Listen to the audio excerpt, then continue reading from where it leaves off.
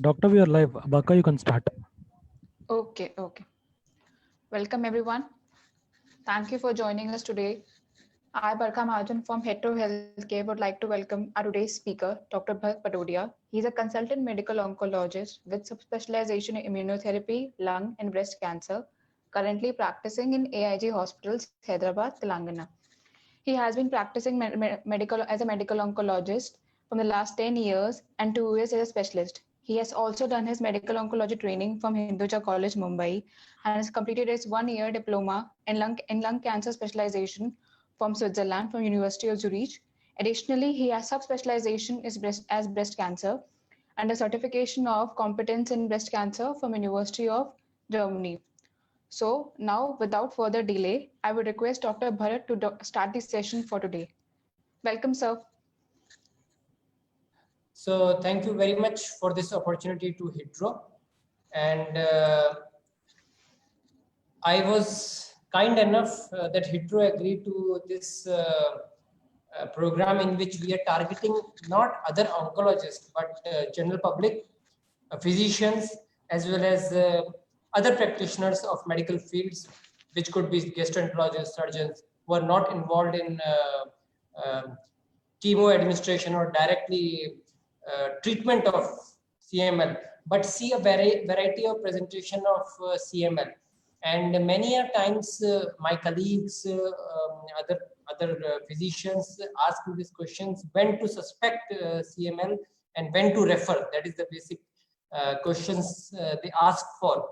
So for this purpose, we have created this particular presentation with not in-depth detail about the various treatment modalities or in-depth laboratory investigations of CML per se, but basically how to suspect it, when to refer it, and what are the basic investigations we should do for CML.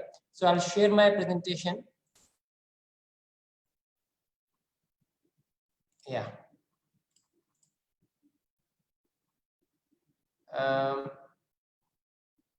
Can you see the slides? Yes, sir. We can see the slides. Is it full screen or should I? No, it's not fully screened. It's not. Okay, now. Yeah, is it full screen now? Yeah, doctor, it's Yes, full sir. screen now. Okay, thank you. So starting from our presentation for non-onco people, people who are directly not involved in medical oncology, so hematological malignancies and its management with focus on CML. So to begin with the basics, our bone marrow is composed of stem cell, where all the blood products or blood cells are being produced. So these are the originator of different cells. There are two main lineages, that is myeloid and lymphoid. And from these myeloids, further division of the cells happen, and different type of blood cell lineage are produced. For example, these are known as erythrocytes, which are produced from erythroblast. These are platelets, which are produced from megakaryocytes. Neutrophil and basophils, which are part of immunity, from myeloblast, and myeloblast produces macrophages and dendritic cells. Then these lymphoid progenitor cells are mainly involved in the immunity. So basically, depending on which stage of division of these cells get excess in production, we get a different type of malignancies or diseases. For example, we have erythroid hyperplasia, which can cause polycythemia. We can get low platelets, so thrombocytopenia, or CMLs, leukemias, depending on out of all these cells, which cells are getting divided more. So if it's a lymphoid progenitor cells, which are getting excess in number, then it is known as B cell leukemia or T cell leukemia. If it is the late phases of these lymphoid cells, known as plasma cells, then it is known as myelomas. So this is the basic concept slide, how these different type of leukemias or diseases are named. Going ahead, so these hematological malignancies are, they begin with the stem cells and classified based on the cells which are excess. Examples include essential thrombocythemia, polycythemia, where RBC cells are too much. If platelets are too much, then it is known as essential thrombocythemia. Myelofibrosis, in which cells are replaced by fibrous tissue, and which causes reduction in the cell lineage. So they can present with pancytopenias, low hemoglobin, low WBC or platelet. If these cell lineages are abnormal in their characteristics, then is known as myelodysplastic syndromes, which can ultimately get converted into cancer per se. So, and of course, directly presenting as cancers, which could be different types: acute or chronic, myeloid or lymphoid. Okay, so going ahead, as I explained, in myeloid leukemia, whether it is chronic or it is acute, it is the myeloid lineages which is too much. So I covered this slide. What I want to focus is, in myeloid disorder, there are few types of abnormalities which are very common, which is known as Philadelphia chromosome, also known as BCR-ABL. We will be covering in detail what are these types and what is the significance. In lymphoid, there are further divisions of malignancies like lymphomas, depending on the lymphoid cells being involved. We will not cover this in today's talk. So coming to leukemia per se. Now, leukemia is a cancer of blood and marrow, where there is a rapid growth of abnormal cells in the bone marrow of the bone marrow. These cells spills into the peripheral blood smear, which happens usually in the late phases, and can cause symptoms like fever, weight loss, infections, all those things, or other B symptoms. So depending on age, there is a preponderance, like younger patients develop mainly a acute lymphoblastic leukemia, which could be subdivided into many precursor B cell or precursor T cell and all, but grossly a younger age group develop ALLs. It is the AML which has a bimodal presentation. It can happen in 25 to 50 years of age and above 60 years of age also. And symptoms are more or less same. Because of low hemoglobin, you can develop fatigue. Because of low platelets, you can develop bleeding. Because of abnormal immune cells, you can develop infections. Because of severe low hemoglobin, you can also develop a feeling of shortness of breath. Infection can cause as fever and joint pain, because in your bone, these cancer cells are dividing. So they especially have a bone pain. So younger patient presenting with joint pains, it is often seen that they are being termed and treated with kind of diagnosis of juvenile arthritis. And we commonly see that these malignant diagnoses are not suspected, because they are not in the back of the mind of the clinician. So these symptomology, you should always think of leukemia as one of the differential, because these are potentially curable if a patient is suspected of these malignancies and treated early and treated completely. So joint pain in younger patient is often neglected symptom of leukemia. Bleeding in a never bleeder. So what is the never bleeder? Somebody who in the whole of previous life never had spontaneous bleedings, never had spontaneous bruises from teeth, gums, nose or nails or minor traumas, and started developing some form of bleeding. Don't neglect this. Get it evaluated, because that could be early signs of leukemia. Similarly, it happens very commonly in our country that non-specific symptoms like fatigue or non-specific symptoms of breathlessness is often neglected. The patients as well as the primary physicians contributed to non-oncological diagnosis like thyroid or something, or just because of stress or something. But these are the symptoms which could be early symptoms of leukemias. Now coming to going further, it is the older age, so 50 to 60 years of age, the CLL becomes more common, and this presentation is more or less similar, but this is the age group which changes, which symptom or leukemia you can develop. At the end of the phase of life, above 60 years of age, it is the CLL which becomes most common type of leukemia, and the symptoms remains more or less similar with additions of development of lymph nodes. So these lymph nodes or lymph nodes in the chest or the abdomen can swell up, can cause symptoms of weight loss, abdominal pain, neck swellings, and all those things.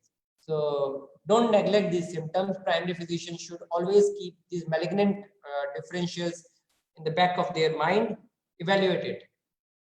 So we almost covered the basics, myeloid, lymphoid, acute and chronic. These are the 4 types of blood cancers with obvious names of acute myeloid leukemia, chronic myeloid leukemia, acute lymphoid leukemia, or chronic lymphocytic leukemia. Now,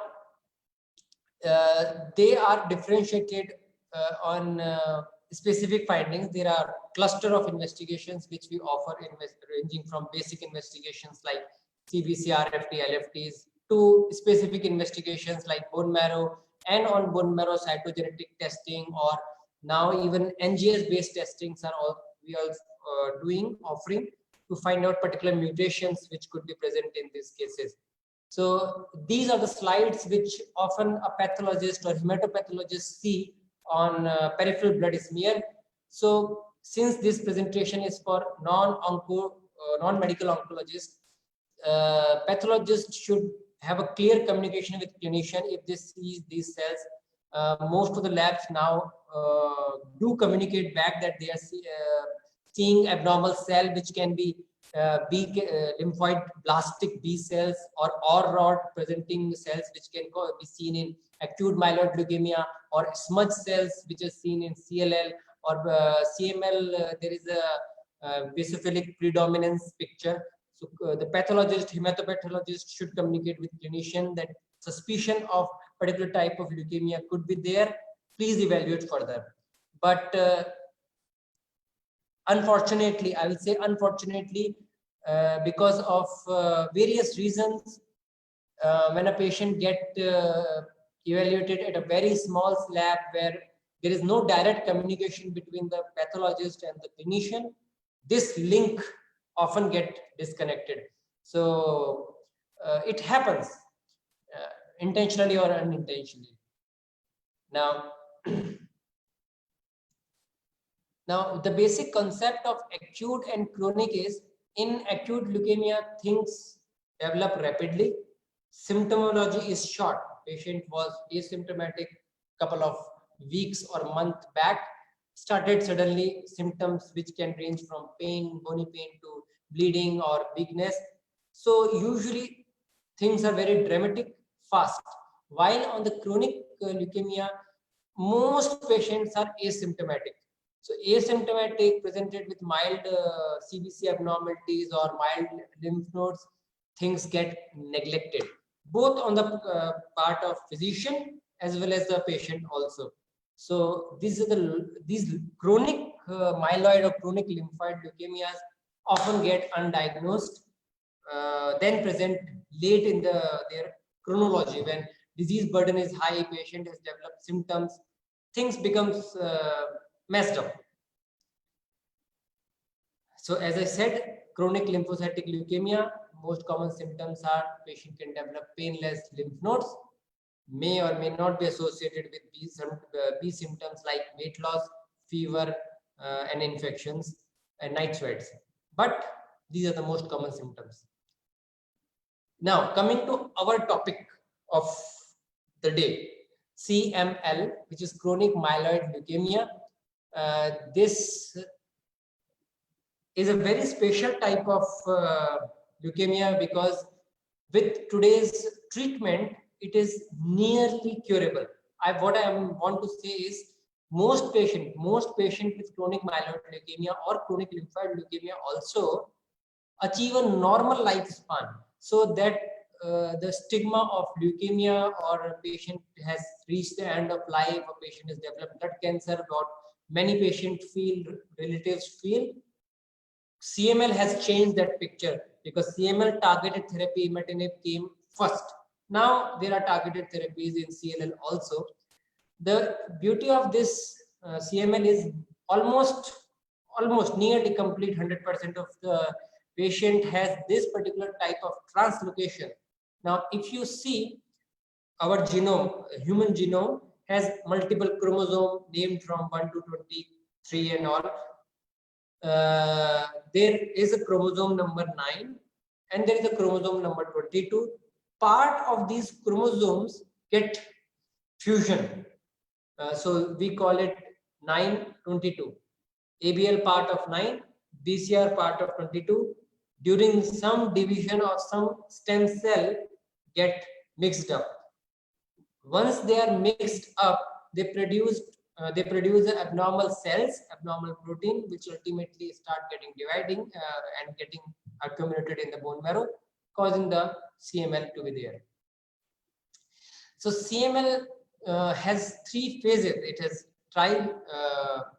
triphasic picture. It can mostly it present in chronic phase, in which a patient could be asymptomatic or minimally symptomatic, secondary to, since they have a spleen, we will be covering in detail.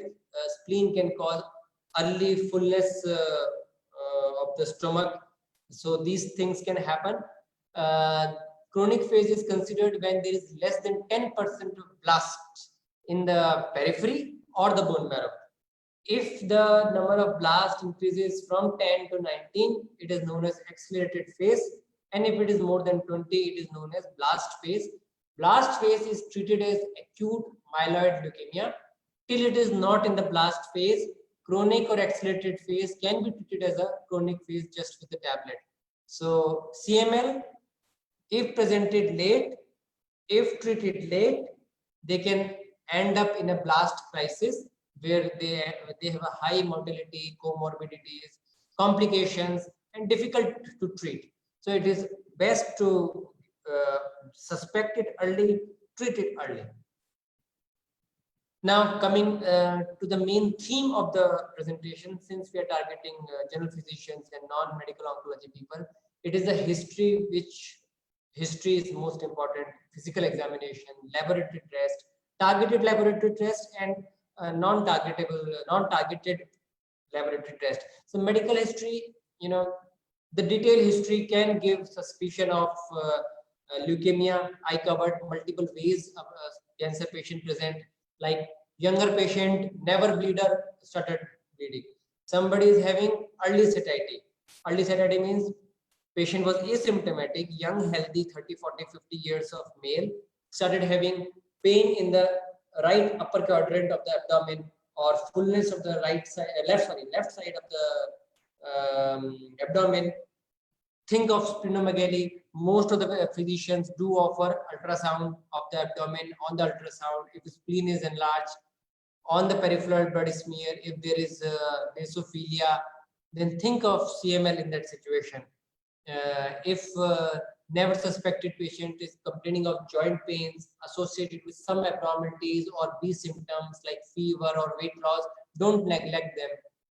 Please get it evaluated, especially with a good quality CBC. So history you suspect, physical examination you examine. Most common presentation of CML, almost 80% will say that they will not say, we find splenomegaly, and often the splenomegaly is pretty large. So moderate to large splenomegaly with B symptoms, most likely it could be a CML. The chances of probability of CML is still higher if this peripheral blood smear or peripheral blood picture also shows that there is a increase in the number of WBCs with basophilia. Then this situation where the WBC is too high,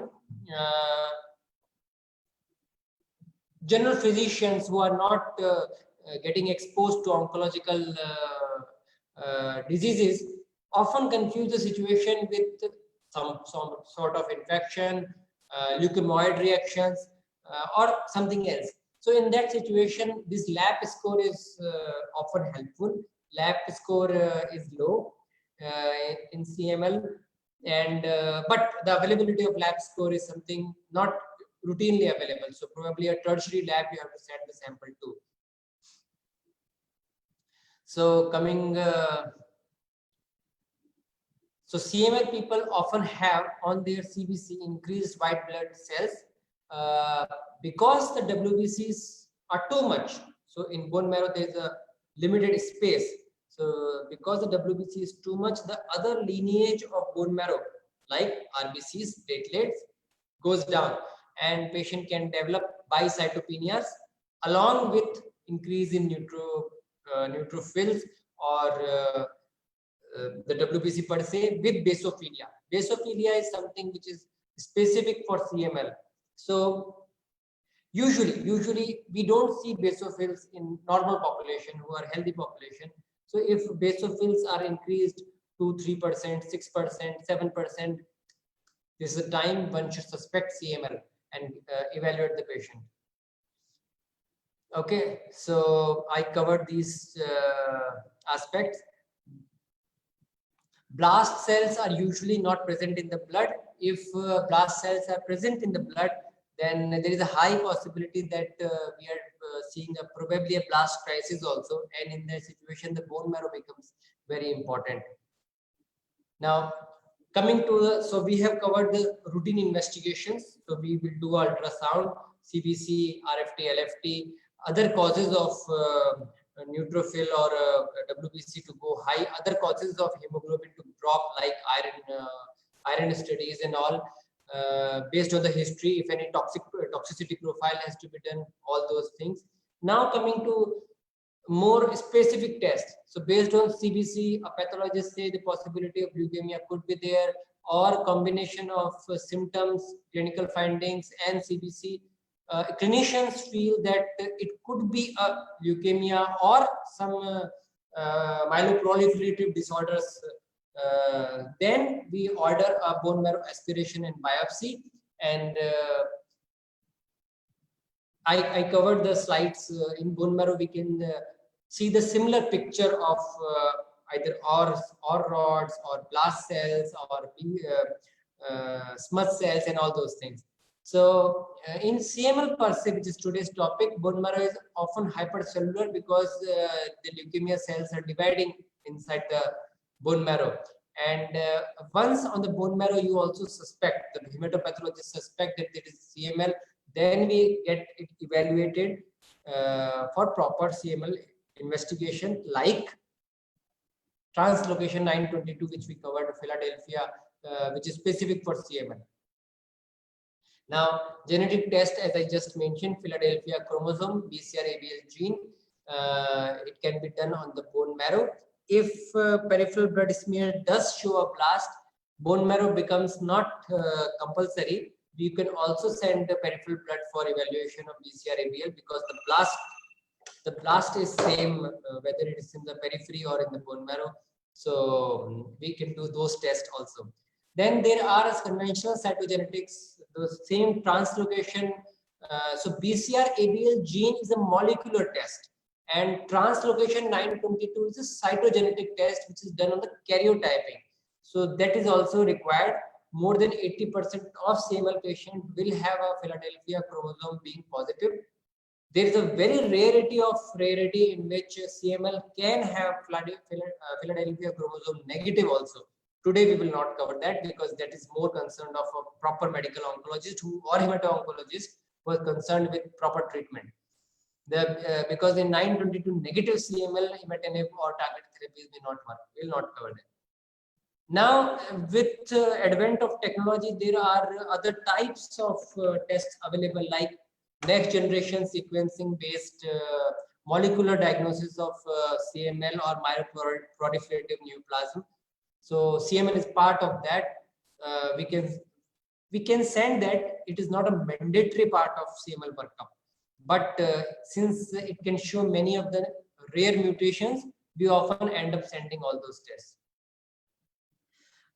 Usually in leukemia, the scans which we offer in solid malignancies like PET-CT scans or CT scans, in usually leukemia, whether it is acute leukemia or it is chronic leukemia, we in general we don't offer these PET-CT, CT scans to the patient because they don't change the management at all. However, I see a couple of medical oncologists also attending this seminar. We all will agree that I'll say 1 or 2 out of 10 patients do get these tests done outside by somebody else suspecting I don't know what, but they get a PET-CT and CT done and then come to us. In CLL, we can say PET-CT has its role because PET-CT shows the lymph node burden in the disease. But in myeloid leukemias and acute leukemias, there is absolutely no role of PET-CTs. CT scan or ultrasound, if it is associated with gross abdominal lymphadenopathy or there is symptomatic organomegaly, so to quantify the organomegaly, we sometimes offer it. Another test which I did not mention is, which is very, very important, is quantification of BCR-ABL transcripts. So as I mentioned, BCR-ABL, that is translocation 922, BCR-ABL gene. So you can quantify the amount of burden of those types of cells. And the importance of this transcript, quantitative transcript is after the initiation of therapy. We will be covering a couple of slides on therapy also. After the initiation of therapy, there should be a reduction in these, and if patient is very good responsive, then there's a complete non-detection of these transcripts after certain period, which could be 6 months or 9 months or 12 months. We'll be covering that. So that is the treatment, evaluation part. Now coming to management part of CML, I specifically focused on CML per se in today's seminar because CML, I feel that they present late and causes complication. So I wanted to give a preview of the management part of CML, how it has changed in last couple of decades and how the CML is now considered a chronic disorders rather than actually blood cancers. So in last few decades, CML is the first malignancies where targeted therapies has changed the outcome, the concept, and the way we are approaching disease now. So though CML has been detected long back, almost a century back, and the Philadelphia chromosome was detected was in 1960s. The translocation was detected in 1970s, and the tyrosine kinase involvement in the Philadelphia chromosome based disease was happened in 1980s. Now, after 1980s, once this BCR-ABL kinase was isolated, that these are involved in the CML, scientists started trying to target it. And the first molecule which came in our hand was imatinib, which actually changed the paradigm, how we approach malignancies. So imatinib is one of the first targeted molecules, which target a specific receptor, a specific molecule in the cell and can cause regression of the tumor. Before that, multiple therapies have been used. We will be covering that, like hydroxyurea, chemotherapy, busulfan. None of them changed the survival. We will cover that. With time, in next 10 years, from 1996 to 2006, second generation, more potent tyrosine kinase inhibitors came into picture, like dasatinib and nilotinib.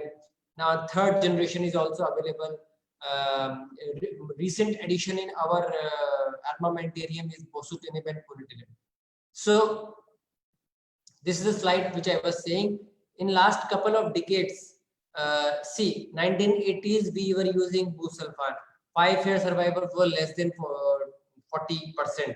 So majority of patients were dying, more than 60% were dying within 5 years. Till we were using chemotherapies, the survival curve were more or less similar. 5-year survival 40%, 10-year survival less than 20%. Then interferon came, which is a kind of immunotherapy along with hydroxyurea as a cytoreductive agent, or stem cell transplant in early 2000s, early 1990s. Survival improved, but not dramatic. So 5-year survival increased from 40% to 60%, but still more 50% patients were dying eventually. Now, once imatinib is launched in 2002, you see the 5-year survival become 90%. So now almost 100%, 90% is almost 100% remained alive at the end of 5 years, and nearly 80% remained alive even after 10 years. So things started becoming curative in CML. So this is the paradigm shift which happened with imatinib. So most patients now are able to achieve their normal lifespan, and even many patients in which there is a complete remission, no transcript, BCR-ABL transcript seen at the end of certain time period, can also be offered treatment break. So they actually can get a cure out of their CML. This happen in not majority of patients, but it does happen in nearly 15% of the practice population. So what also happens with the treatment is, as I was mentioning, late presentation through acute phase or blast crisis reduces. So in the absence of any treatment, CML will end up in blast crisis within, depending on the risk, a high risk will present in next 2 years, it will become blast crisis. So early treatment delays the phase, and of course many patients get cured. So there are a couple of milestones which we see as medical oncologists, what we want to achieve. So 3 months is the time when we see that whatever guideline we follow, whether it is European Leukemia Network or NCCN or European Society of Medical Oncology, we see that the response should initiate, and we consider at 3 months 1 log reduction of transcript. So what is 1 log reduction is, for example, if quantitative BCR-ABL transcript at the beginning of the treatment is 100, that 100 should become 10. So 1 0 should disappear. That is optimal response. If there is increase or it does not reduce, only in case of increase we consider it to be a failure of treatment. Otherwise, we continue the same treatment. At the end of 6 months, the transcript should become 0. If it is 0, it means it is a optimal response. If it is still present but not more than 10%, then we consider it's a suboptimal response, but we still keep the patient on the same therapy. At the end of 12 months, that is 1 year of treatment, BCR-ABL transcript should be less than 0.1% of the original, and we call it remission of the disease. If it is not at all detectable, it is known as complete remission. Now, this remission is of multiple types, like molecular remission, clinical remission, cytogenetic remission, or hematological remission. I'll just elaborate by simple definition. So clinical remissions are patient becomes asymptomatic, spleen size reduced, B symptoms gone, but disease may or may not be present. Hematological remissions is when the CBC becomes normal, hemoglobin is normal, WBC is normal, platelet is normal. If you do bone marrow, then you may or may not find the CML picture. So clinical remission does not mean hematological remission. Hematological remission does not mean the patient is definitely into a molecular remission. So molecular remission is the most sensitive, in which even 1 abnormal cell in 1 lakh normal cell can be detected. So if somebody is achieving molecular remission, that is the best for the patient, and probably we can see this patient to be cured after a certain period of complete control, which we usually consider at 3 years. So as we can see, BCR-ABL imatinib has, let's say, X amount of activity to block BCR-ABL.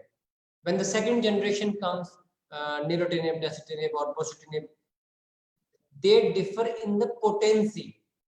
So nilotinib has 30 times more potency to inhibit the BCR-ABL. Dasatinib has 300 times, and bosutinib has 100 times of inhibition of BCR-ABL. Now, these other graphs, other blocks which you see is known as off-label targets. So the more off-label targets are there, more chances of side effects are also there. So anyhow, we can see that dasatinib is something which is the highest BCR-ABL inhibition. So that comes the concept whether we can offer a second generation tyrosine kinase inhibitor instead of imatinib. Will it change anything in the outcome? All these tyrosine kinase inhibitor in their action differs in the potency at which how they inhibit the BCR-ABL. They also differ in the toxicity profile. So these toxicity profile is important in offering the treatment. So for example, somebody is having a tendency of fluid accumulation or has contraindication of fluid accumulation like cardiac failures or too much of CLD, chronic liver disease, or a side pain or something, we probably will not offer a tyrosine kinase inhibitor which can further accumulate effusions. So dasatinib we will avoid. While on the other hand, somebody is prone for developing loose motions, then we will avoid bosutinib. So these side effects are important in choosing which therapy to choose. So many patients, who take second opinion, third opinions, and all those things, they ask, sir, you offered me dasatinib and somebody else has offered me imatinib, somebody else has offered me something else. Which one to take? All of you are saying that. So this chart is something which makes our decision easy based on patient profile. Which side effect to avoid in a patient, we also choose the treatment. So imatinib by default, it is the first choice in most cases because cost. But with advent of generic dasatinib also, now dasatinib is being offered as first line treatment option. I personally offer dasatinib as first line because it has higher potency, higher chances of achieving a complete cytogenetic or complete molecular remission, and higher chances of cure rates in future. Now, dasatinib per se was offered at 100 mg per day. So recommended dose was that. But most of our medical fraternity will agree that 100 mg per day is something which is not easily tolerable. Patients do develop pleural effusions, fluid accumulations, and all those things. Some patients also develop severe myelosuppression. Some patients. So they develop hemoglobin drop, WBC drop, and platelet drop. We don't know why it is dropping, because of the disease or because of the drug. We end up doing frequent bone marrows and all. So there are a couple of studies which we are going to cover. Can we offer less treatment and expect an equivalent result? So 50 mg has been studied, which is found to be equally effective, better tolerated. And since it is better tolerated, it gives us a better outcome because most patients are able to take the full therapy. So we all know that dasatinib has also been approved as second line therapy for imatinib resistant, and now even first line therapy will be treatment naive patients also who are in chronic phase of CML or in blast phase along with chemotherapy. Of course, there is a duration. You don't add dasatinib at the time of leukemia induction. So somebody is presented in blast crisis, you start with induction treatment. Once the patient shows the recovery from the induction treatment, that is the time when you add dasatinib. While imatinib can be added along with the induction therapies also, because the myelosuppressive action of imatinib is not so much. So that is the story of dasatinib. In 2013, dasatinib got approved in newly diagnosed. We just covered that. So there are 3 doses available: 50, 100, 140. There is 20 mg also available of dasatinib. Some patients who are overweight or very healthy instead of 50, we can also give 70 mg instead of 100. Most patients will not tolerate 140 mg, especially in Indian scenario. So I have personally never used 140 mg in my practice. What dasatinib 50 mg trials and studies shows is sometimes more, sometimes less is better than more, and that is what has been proved.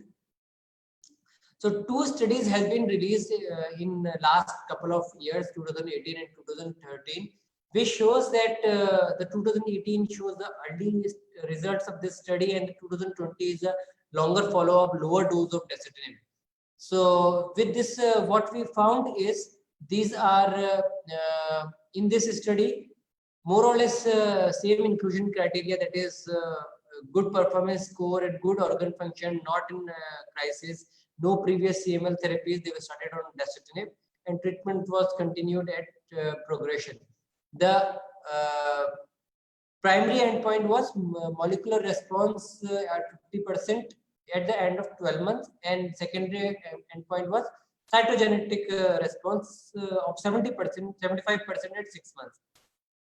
So what they found is, if you see at 6 months, BCR transcript was achieved in 48 people out of 50, less than 50%. So basically, people do achieve the endpoints. So cytogenetic response, majority of patients did achieve a complete cytogenetic response.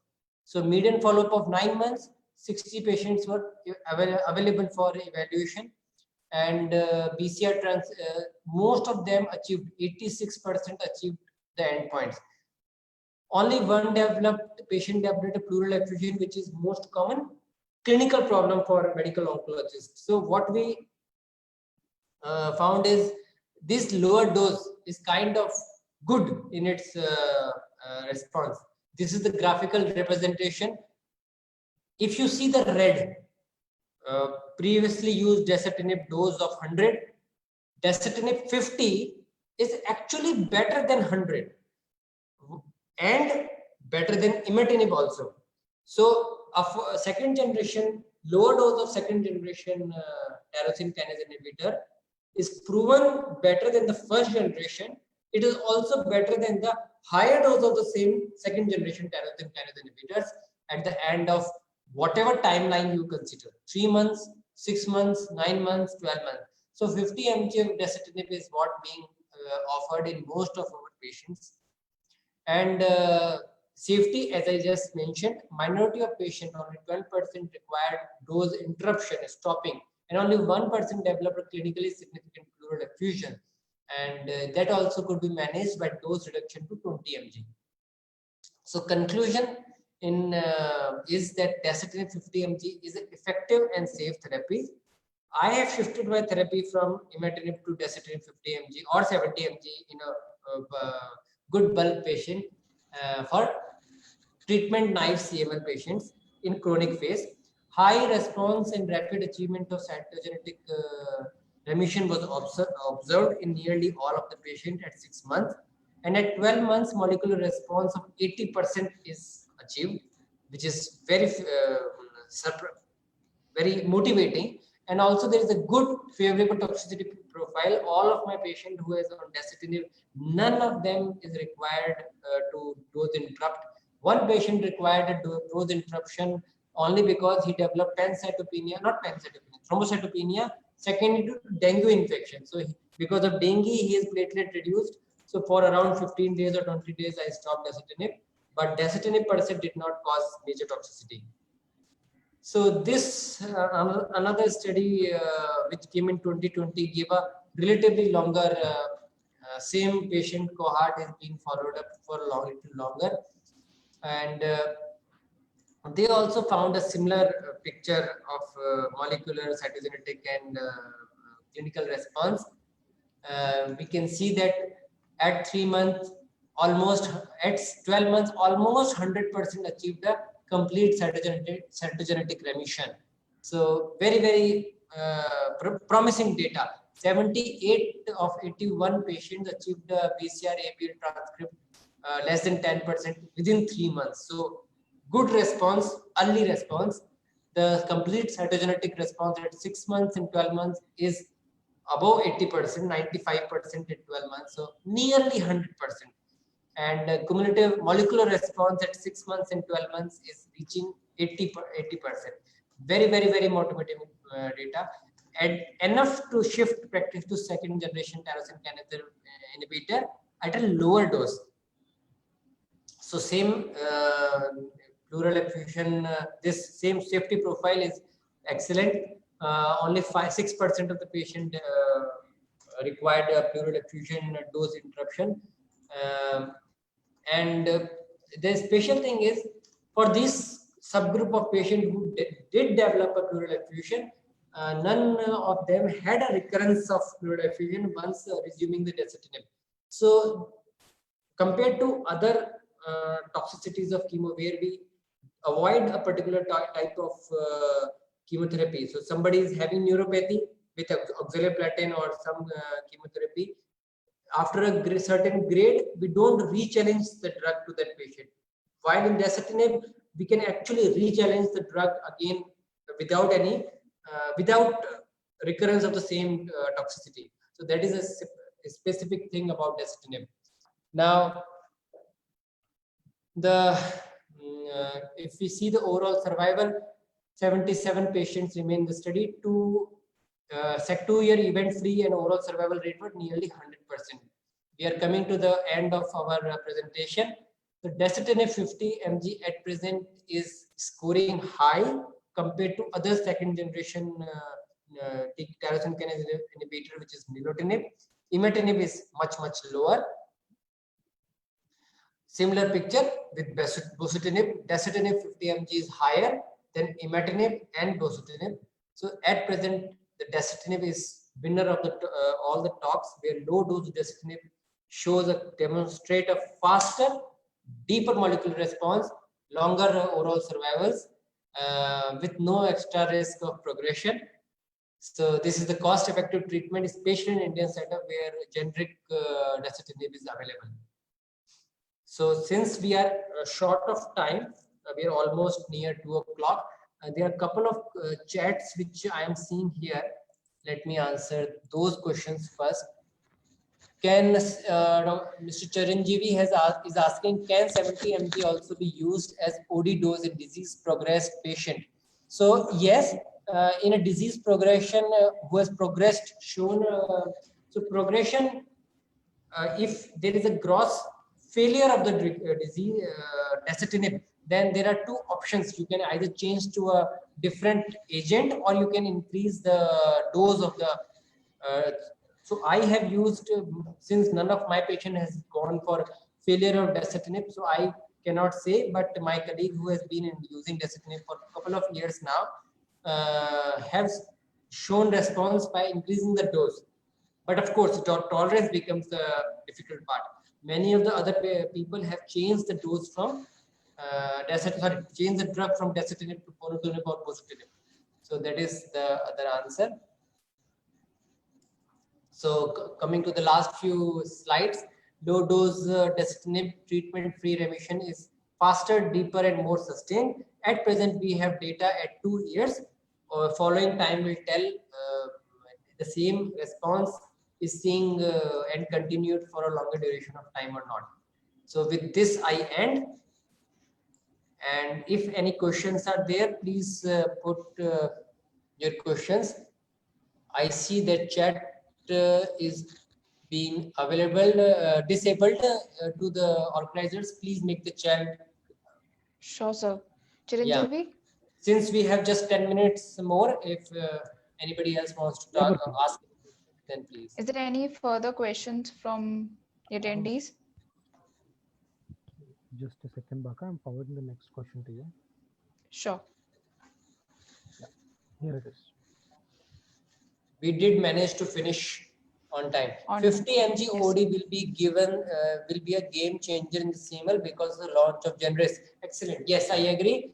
I don't know who asked this question, but yes, because the advent of generic, the cost has greatly reduced, and more hematologists and oncologists like me are offering their dasatinib as a treatment options upfront. which was not the picture while I was in training. At that time, it was to be imported and it was pretty expensive. So yes, generic has changed the dasatinib usage.